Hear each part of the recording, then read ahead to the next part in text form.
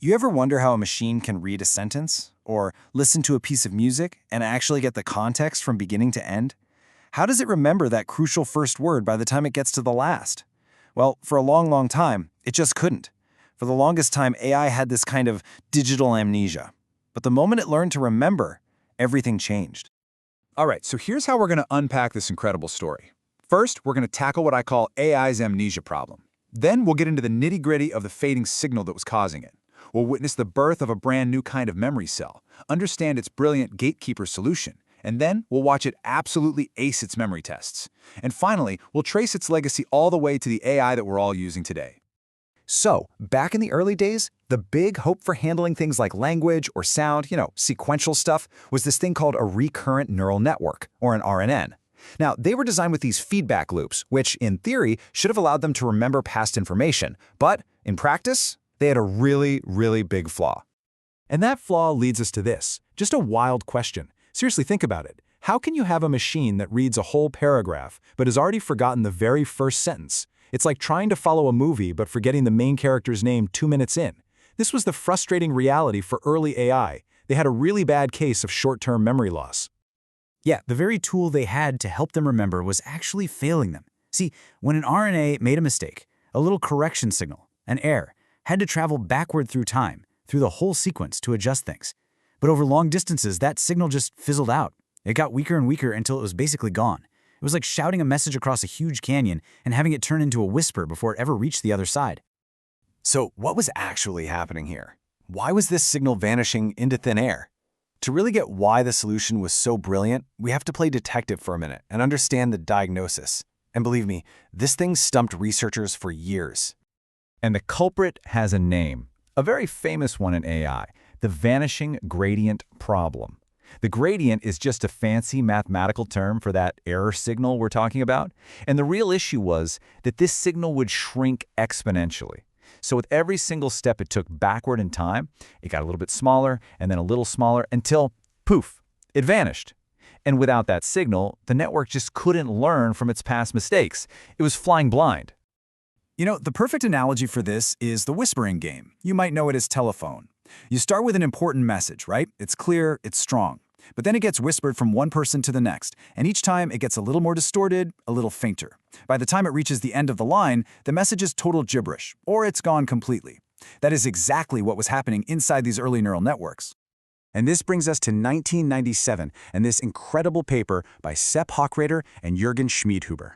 Now, they didn't just try to patch up the old models. No, they proposed something totally new, a radical new architecture that was built from the ground up to solve this memory problem, once and for all.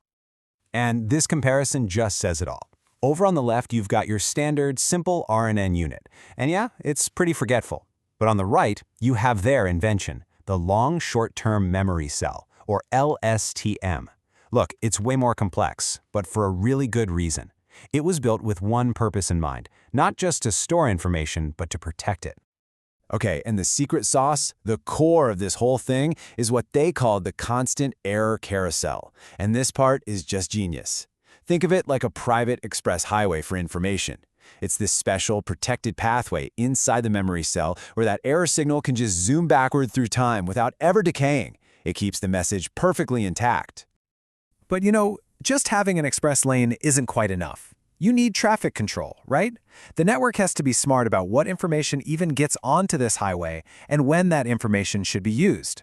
And this is where the true genius of the LSTM comes in. It literally gave the AI control over its own memory. So first up, you've got the input gate, and its job is basically to be a very picky doorman for the memory cell. It looks at all the new information coming in and decides, hey, is this important enough to store? If the answer is yes, the gate swings open and lets it in. If it's just noise, the gate stays shut, protecting the valuable stuff already inside the memory. And then you've got the output gate. This gate controls when that stored memory is allowed to be shared with the rest of the network. I mean, think about it. Just because a memory is important doesn't mean it's needed right this second. The output gate keeps that memory on standby until the perfect moment, so it doesn't mess up other calculations happening in the meantime. So here's how it all comes together. You've got that constant error carousel at the heart of it all, making sure the memory never fades. But the real game changer is the gates. This wasn't just about storing stuff anymore. It was about giving the network smart, fine-grained control over its own memory. When to write, when to read, and just as importantly, when to ignore. And that right there solved the huge conflicts that just wrecked the older models. Okay, so this all sounds amazing in theory, right? A protected memory core and intelligent gates, but did it actually work? Well, Hochreiter and Schmidhuber put their new baby through a series of really tough tests, designed specifically to see if a machine could remember things over super long periods. And you just have to read the abstract from their paper. They make this ridiculously bold claim right at the start. They said LSTM could learn to connect events separated by more than 1,000 steps. Now you have to understand, in the world of 1997 AI, getting a network to remember something even 10 steps back was a huge deal. So 1,000? That was just an extraordinary claim. Well, the results, they speak for themselves. This task here was to remember one piece of info across 100 different steps. Look at the other methods at the time. RTRL, BTT, a 0% success rate. Nothing. The next best thing only got it right a third of the time.